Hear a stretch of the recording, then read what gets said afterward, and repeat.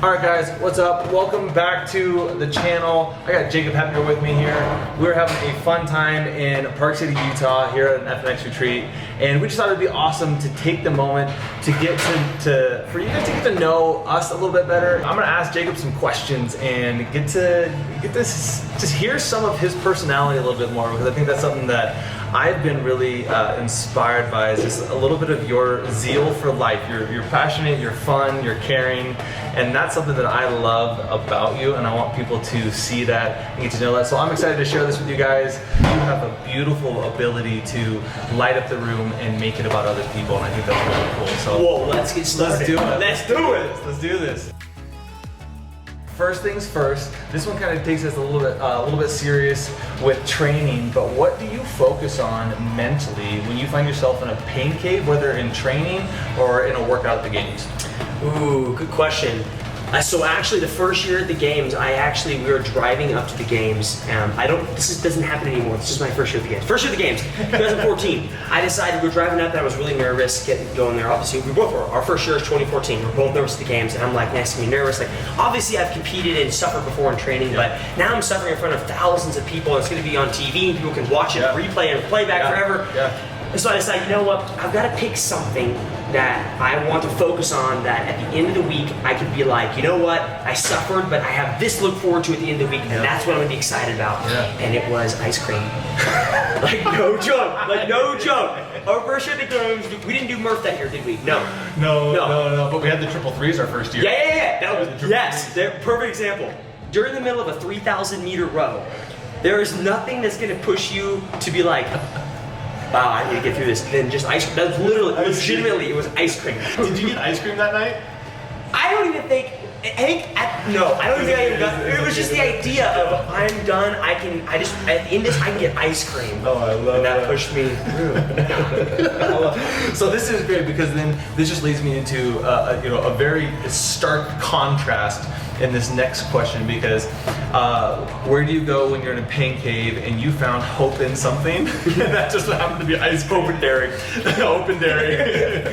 But the other side of you that I think is so awesome is you have such a beautiful balance of humor and also just a great heart. And this question is what role does Jesus play in your life, and what role do you think that he should play in our life as Christians for people who are into fitness? So it's really cool when you read the Bible. There's a lot of metaphors or connections one-to-one between our physical bodies and Christianity, right? We are called to be able to, I mean, how many times was it called, and Paul ran? He ran somewhere. I have to be able to run to something, right? Now, I'm not saying that everyone who's called to be a Christian is called to be able to do a sub 3-minute Fran, or be like you and me, or be like Matt Frazier. That's not what I'm saying. But I'm saying that we are called as human beings to be in shape, be able to do something if we're called upon it. And I think in terms of CrossFit, for me, it was just a no-brainer, because it allows you, we run this race before us, with perseverance. And so we are given a stage. You and I are given a stage of someone. You may not think it, and people, we actually talked about this morning in our Bible study for FNX, is the idea, my wife actually said it very articulate, which I have a problem I can do as well. But she said, no matter who you are, you have the ability to influence somebody. And you may not have been to the games, but you have a group around you that you can influence, and you have a stage, and you have a platform where people are watching and seeing, what is Cole Sager doing, what is Kelly Heppner doing, what is Genesee Sager doing. And so you have somewhat of a stage, people are watching you. It may be big, it may be small, but those people still watching you still matter. And I think what I realized early on in life is, early on in my career, is if I continue to do well at this, or continue to do this as well as I can, I'll be given a stage, and people will be looking at me to see, well, how is Jacob going to be effective, and how is he going to approach a situation where he's not going to make it to the games, or maybe he gets cut, or maybe something of this nature, or something of that nature, and it's what is he going to do now? Is he just going to flop down and say, this is stupid, this is so dumb? Or is he going to be like, I'm going to look at myself and say, you know what, I have a great opportunity, I had opportunities, and I've made the best of it, and with it I was able to maybe love on people, be kind, share people. It isn't, I love that. What people don't understand is there's different ways of really sharing and evangelizing to people. And I could sit out on Park City in like a park around here somewhere and sit on a stage and scream and thump the Bible. And that's one way of doing it. I'm never gonna put that down. But the other way that I think that sometimes is overlooked is just like witnessing indirectly. And that's maybe not necessarily like, hey, Cole, have you heard about Jesus? It's instead like, I'm gonna love on you and let you know that I love you. And at some point, you're gonna think, man, Jacob Heppner or Cole Sager really loves me. What's different about him? Is he different? Yeah, what's different about him? Person. Yeah, why does he love on me so much? Like, why is he so kind to me? Like, not everyone else is kind What to me. is it about you that makes you so different? Yeah, I think that's important. I think people overlook that. Like, you don't have to. There's a time and a place for thumping a Bible and standing in an open place, but I think there's always a time and a place for loving people. Yeah, 100%. I love that so much. And you kind of brought up the wives a little bit in what you were just saying, and I want you to maybe elaborate that, because this is something that I think we both share a little bit, is a fun, supportive relationship from our wives in what we're doing. And how have you seen that manifest itself in your relationship with Kelly and in your marriage, and seeing the way that she supported you? You know, has she always been all gung-ho, all in for you, doing your best at this? Do you guys share burdens in life? Yeah, so my wife is probably it's the people that are close to you that are always your hardest critic, or the people who will always know what to get to you and say to you. Totally. So leading up to the 2016 games, I remember every day I come back and she would ask me, hey, what have you gotten better at today? Yep. And if I came back and said, well, hey, babe, today I did pull-ups and I did pistols, and she'd be like, you're good at those. And I'd be like, well, yeah, but it was awesome. And she'd be like, so you didn't get better today at all, right? And I'm like, no. And so she's always the best critic, and always very cut to the core and lets you know, well, did you improve at snatch today? Because what is Jacob Heppner not good at? Snatch, heavy clean and jerk, anything fast twitch. And so it's always those questions. And probably because she really cares about she wants me to do well. Wants you to do your best. Yeah. I love and that. she wants me to do well. And so like in 17 and 18, when I didn't get to go to the games, it was hard on me. Yeah. But I think it was even harder on my wife, because she's there, because you might think to yourself, oh, Jacob sacrifices. No, your wife sacrifices, or your spouse sacrifices so much more. Yes. And because, I mean, like, we don't, it's funny, like, sometimes if I have like a rest day, I'm not doing anything, we'll go walking, and it's always weird to me, not weird, but it's always like, this is what normal people do. Like, at 7 o'clock when I'm working out, normal people are having dinner. And we sacrifice, she sacrifices us going out and having to be able to just go walk, because she has a full-time job, go out and be able to walk or have dinner at 7 o'clock and connect for me to be able to focus on my dream and a dream that she has through me. And so, like the most tears that were cried, I cried, but at the same time, she cries probably more, because it just hurts her to the core. Totally. And I think that it's something that I've learned from my spouse is the way that she has sacrificed and loved me. It's like, you know, like I want to be that man in my life as well, and I want to look and how can I support people, how can I support their dreams, because I've been shown so much grace. How can I do that for other people too? Sure. And it's just, I don't know, I think that's something that's so fun to get to experience and get to learn firsthand from the people that we love most. I love that, man. Okay, so just to line it up really quick, and I want to know, if Winston could travel to one place in the world, where would he go and why? Ooh! He is a Welsh Corgi. So where would he go? He would go to Wales. He would go to Wales. Okay. Corgis are I didn't know they that. herd. They herd. Oh yeah. So he would go back to his homeland. He'd be rolling. What could they herd? Because they're pretty small, so they're just probably very, very small Welsh sheep, or Welsh sheep are small. Probably nothing very big. Squirrels probably. Yeah, that's so great. I love that. Have you ever thought about opening up your own CrossFit gym? Yes, and I've decided. And what are you currently doing? Good question. So I had considered it one time, but after one of my good friends owns a CrossFit gym. So Cobra Command CrossFit, or C3, I do not own. I have no investment in it. I help out as much as I can. I'm usually the guy that actually cleans the toilets, because I have no problem being like, I'll clean the toilets, and that's fine.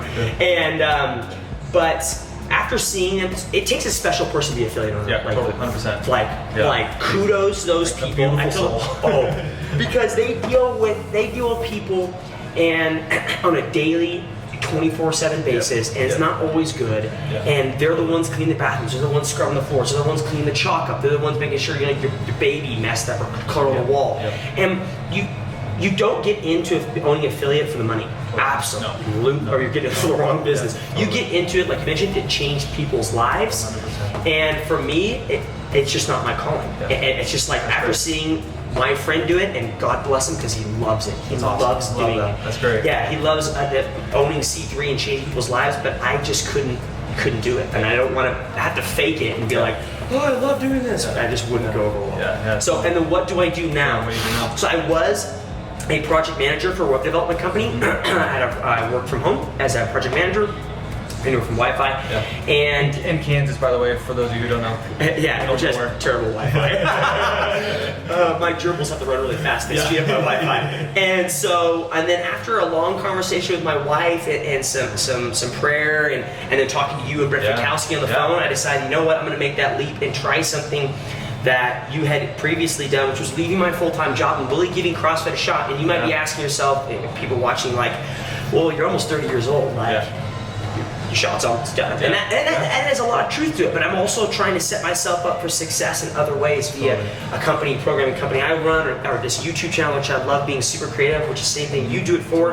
And so there's a lot of different areas that I want to focus on that I couldn't do with having a full-time job. I was blessed to have it, but I couldn't do it. And now I want to focus on all these things and see how far they go. And if 5 years from now, they fall apart and I can't do it and CrossFit falls apart, then sure, I'll go back and work a job. But I know that I gave it my shot. And I love it. And I love it because it's like you recognize the grace and the gift that you've been given of this platform, and to be able to use it and grow in that and continue to stay in it. And I think that's the direction that you're going. I have a lot of respect for that, because both of us have been given some awesome platforms, and we've been shown a lot of grace and a lot of blessings, and continuing to stay in the sport and how to be able to serve and help people grow. And I think what you're doing with the programming business and all that stuff. So ask Cole and I 5 years from now where we're at. Yeah. I'm excited to see it. It's gonna be cool. Really Regardless, I'll be, I don't know, wheelchair probably, because if my body be ready, but I'm gonna be having the time of my life.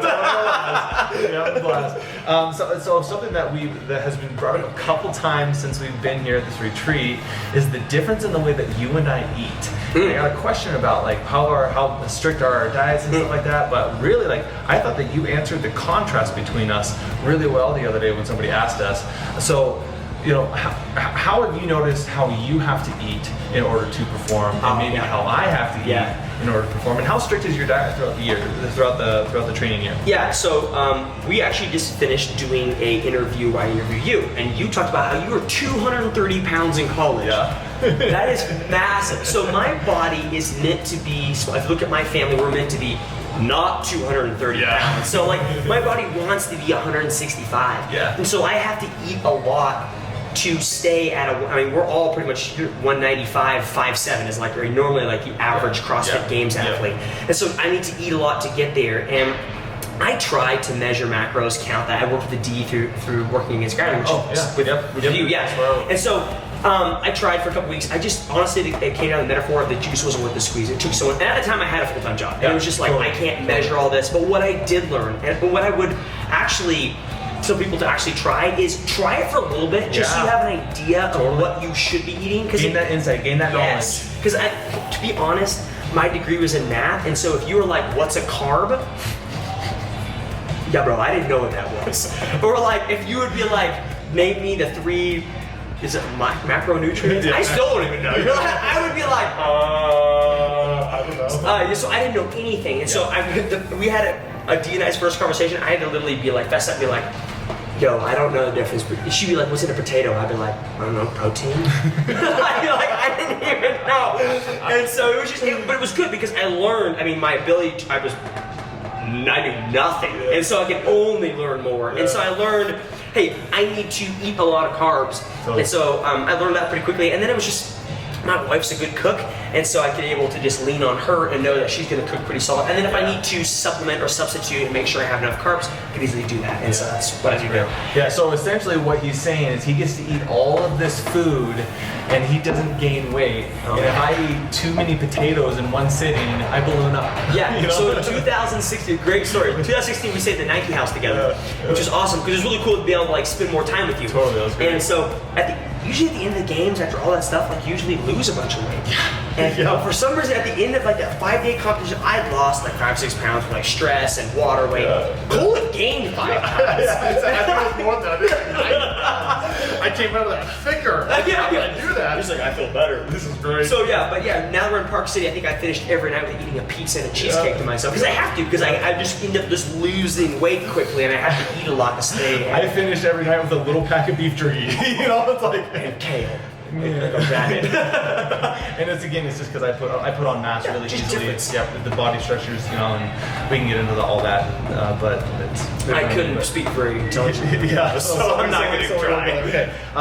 See if I can find some rapid fire. What's your favorite sport other than CrossFit? Oh man, well I played football for you, just like you did, but I was absolutely terrible. Yep. Really? Oh, terrible. No kidding. Oh yeah, I played in college. Yeah. Oh yeah. I played in college. I was terrible. Oh yeah. How'd you get to college? Yeah, great. So the funny part is, I got recruited. So I played in high school. I was a nose guard in high school. Oh, no kidding. Yeah, small, scrappy guy. That's what's up. Yeah, it was terrible. I mean, I was good in high school. Great high school. Like that wasn't all. I think it was all district. Yeah. And then I went to college, and they were like, "Well, obviously, Jacob, you can't play nose guard." Yep.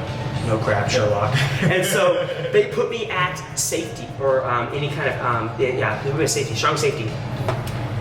I had never backpedaled in my life. I had to learn how to backpedal and cut. I never cut. That's amazing. Oh yeah, I was terrible at it. So like for 4 years of college, I'm pretty sure they kept me on the team because they kept the GPA really high. Yeah. And then I would if they were the kids on the team that struggled with math, I was always there to help. But I remember like a vivid conversation I had with my head coach, like my senior year. My coach walks up to me, head coach, and goes, "Jacob, we need special guys like you on the team." And I was like, well, yeah, why is that coach? He goes, "We need special guys like you for like special teams. We need you on the team. Don't ever leave." And I was like, I felt like patronized, and I was like, okay, well, that wasn't really great pep talk, but I'll stay around. For sure. But, I mean, I had a small scholarship, and I loved playing it until I found football. But yeah, favorite sport was obviously going to be football. Yeah, that's awesome. That's hilarious. Any books that you can recommend off the top of your head? One or two books that you I fall asleep every night and read Star Wars book. Star Wars books. Star Wars books. That's all I read. I'm a complete nerd. Okay. Ooh, I have a great question. Where's the question? Where is it? Okay, so because you brought up Star Wars, this is amazing. For the fellow Star Wars nerds. Oh man, who's this guy? Who's this person? Oh, this is JT Corey. Okay, JT Corey. JT Corey. This is for you. Would you rather be killed by Darth Vader's Force choke or electrocuted by Palpatine? If you could pick neither, you will be enslaved as Jabba the Hutt's personal belly dancer and eventually fed to the Sarlacc. Okay, so what you all might be asking is, does Cole understand anything he's read? Yes. Oh, impressive. 100%. Okay, I would probably pick belly dancer. Yes, belly dancer. Why? Because I can hang out with 1980. When did Star Wars come out? Return of the Jedi, 1988. Something like that. I don't know. Yeah, I can hang out with Carrie Fisher. They are in her bikini. Exactly. Great job. So yeah, at some point I'd be throwing that little sack with. And you know, there's the possibility of being saved by Luke Skywalker. Saved by, or just creating a Fisher Leia. Yeah, and maybe exactly. But telling her, hey, don't kiss that guy because he's your brother. Because he's your brother. Kiss me. I just want you to know that right now. You're just looking out. What is the most frustrating and sweetest thing Winston has ever done? Oh wow! What's the most frustrating and cutest thing he's ever done? Yeah.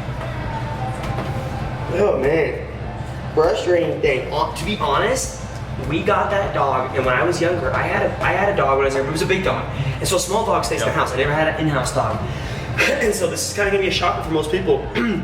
But I wanted a dog. Kelly wanted a corgi because Kelly studied abroad in London for a year for like fashion merchandising and stuff, and so she had that. She had that kind of London background and Welsh corgis, you know. And anyways, we sat on a corgi. Well, she surprised me and came back with a corgi for Christmas. Well, when you get a dog in like winter in Kansas, it's cold as crud. Yeah. And so you gotta take the dog out every hour on the hour to go to the bathroom as a puppy. Yeah. Now you're thinking you don't want a dog. Yeah.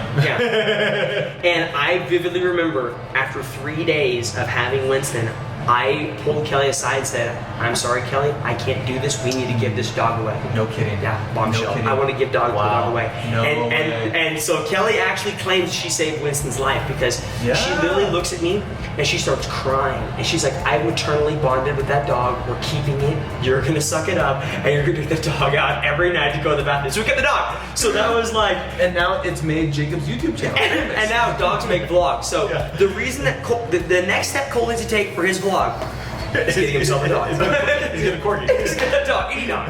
Okay, so one of the things I've been brought up over this weekend, and that I'd love to get to know a little bit better about you and Kelly, and I've heard some stuff just because we've known each other for a while, but you and Kelly spent some time in, you spent some time in what is called the friend zone. Yeah.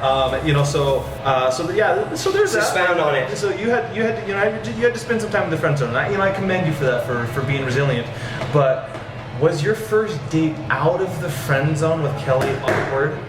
Oh yeah. What was that like? Let me just tell this. Like, we went to college and got introduced. She was a freshman, I was a junior. Yeah. And the guy who introduced us was the chaplain, the college chaplain, a friend of mine. Yeah. And the guy who introduced us, because she was working for him as like a job to work for college, you know? Yeah. And the guy who introduced us was the guy who actually married us many years later. Yeah, pretty cool. Anyways, introduced us, we became fast friends, really fast, just very close. And we'd always like go walking at night and talking to each other. And she spent her freshman year with me. And I didn't really try. I tried to date her during that first year, but she wasn't happy. She dated more athletic guys in college than me, which was very easy because I was very unathletic at this day. And she eventually studied abroad her sophomore year. And so what I tell people is like, because I get asked all the time, like, what's the main reason that you can bring someone out of the friend zone? And that's really taking time for somebody. And for me, taking time for somebody is writing handwritten letters. Oh, I love that. And so, because it's kind of like a lost art. You send an email, you're texting people, and it's cool, but like handwritten letters, like who buys stamps anymore? And so she studied abroad in London for a whole year, and during the whole year where she was in London studying abroad, and I was going to college my senior year, we wrote letters back and forth of what she was doing, and we actually have a whole binder of all of our letters in chronological order. No kidding. Now, I will say that she did come back from London and date someone else at the time instead of me. The story's really hard to tell because you think Kelly is like the bad person in the story, and she's really not. She's like the sweetest person alive. But it's really easy to make fun of her and be like, I wrote you a year, wrote the handwritten letters, and come back and date some other guy. And so, the joke we kind of make is like all these games athletes usually write books, like why they win CrossFit games, like, you know, Thorny's done a great book, Tia's done a great book, Catherine just finished a great book. And so the joke I make is, I'm not gonna follow that, because I probably won't win the CrossFit games, but I'm not gonna follow that. I'm instead gonna be like, I'm gonna write a book about how to get out of the friend zone. I'm gonna pivot and go someplace completely different. But I mean, so that was pretty much it. Like, I was, for 4 years, I was one of her best friends that wrote letters back and forth until, but your main question was, what was our first date? And our first date, we were friends, but our first date was like, hey, I'm gonna take you on a date, was actually a date we have labeled legitimate. If you ask her, she can tell you what it is, as the date from hell. No kidding. Yeah, because so what happened is she had dated other guys in college, and I was always too slow in asking her out on a date in between boyfriends. I was always waiting till I was kind of skittish and scared. Sure. And so being polite. I was being polite. I was being very scared. And so she had just broken up with like the captain of the basketball team.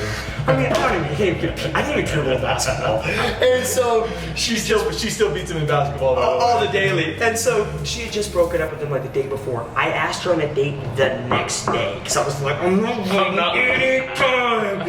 And so we go on this date, and so at the time we're near Columbia, Missouri, near Mizzou, where Brooke Wells went to college at. And so we went to St. Louis for our date. So I took her on a 2-hour drive because I thought, I'm gonna stick her in a car with me. She's gonna have to talk to me. She's gonna love me, but the end of the day. And so we drive 2 hours to St. Louis, and it was all surprise. I planned this whole thing out. I didn't tell her anything we were doing. First thing we did, this is why it's the day from now. First thing we did, I took her to the St. Louis Zoo, which is a really gorgeous zoo. What I didn't know from the 2 years I had like longed after her and wrote letters to her is she hates zoos. Alright? So I didn't even know that. She hates the idea of these animals being stuck behind, which is totally understandable. Like now I'm totally with her. By the time I was like, I'm gonna go see the penguins, it's gonna be so romantic. Totally. And so we took her to the zoo. She hates the zoo. She didn't tell me the day, but she hates zoos. I took her to the zoo and she was kind of like, the zoo. And then I took her to a baseball game. I took her to the St. Louis Cardinals baseball game, which I don't know anything about baseball. At the time I couldn't tell him how many strikes were in the out. It was the worst. And she just sitting there like, oh, she doesn't know anything about baseball. And then I took her to, I love sushi. She hates sushi. I didn't know that either. All right, and so I was what, the zoo, baseball game, and sushi. And in terms of baseball, that's a strike, and that's an out. Yeah. And then during this whole process, during this whole day, and she couldn't control this. Her ex-boyfriend had been texting the whole time, like, what are you doing going on this date? And it was just a really bad day. Now we laugh about it hilariously, but it was just like, yeah, so first date was a date from now on. I am so proud of you for being so resilient and sticking through that. We didn't go on a date for probably 2 years after that. I was just going to ask you, like, where did it go after that? Yeah, I decided to wait 2 years for asking another date. That's smart. Yeah, just forget about it.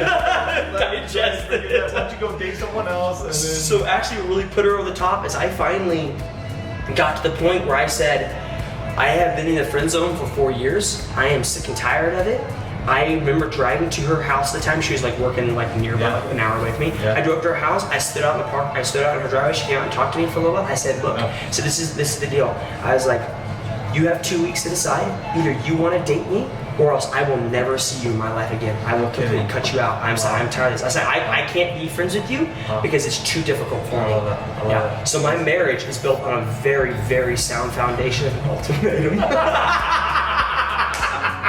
But you know what? It worked. I like to think it's because you're passionate and you really. I was so passionate. I was like, I want this woman, and she doesn't want me. Or I think she knew. Like, if you ask her, she was like, if you ask her like about the first time we hung out was I took her to church at my call. I said, hey, come with me to church in the morning, and she actually her mom came along too. Because I met her mom like very early on being friends. Yeah. And if you ask like, her mom, her aunt, they'll tell you like this is the guy that Kelly's probably going to end up marrying. And Kelly even admitted it, but she didn't give me the time of day. Yeah. Perseverance. That's the story of perseverance. Perseverance, stalking, and handwritten letters will get you there. Don't take stalking as much as you want. Guys, I wish that we had more time. Jacob and I could talk for just all day long, and you know we're so close. And I just hope that you guys got to understand a little bit of why I love this guy so much, why I have so much respect for him, and honestly, I do. I respect you, and on such a deep and such a high level. I hope you got to see his heart a little bit. And I hope you got to really feel his personality because it's a fun personality to be around. So I really appreciate you taking some time to hang out. If there's anything else on your heart that you want to share really quick. We're going to do it again. We're for sure going to do it. We're going to spend some time. This time next year. This time next year. And maybe we can make it out to each other's houses. I'd really spend some time with you. So thanks, man. Appreciate your time. Let's go. I'm going to get through this and do ice cream. 10 minutes? 10 minutes is totally fine. We can check. We can do 10 minutes. Sorry. 10 minutes. Yeah, cool. Give him a $20 bill. But you know what? It worked.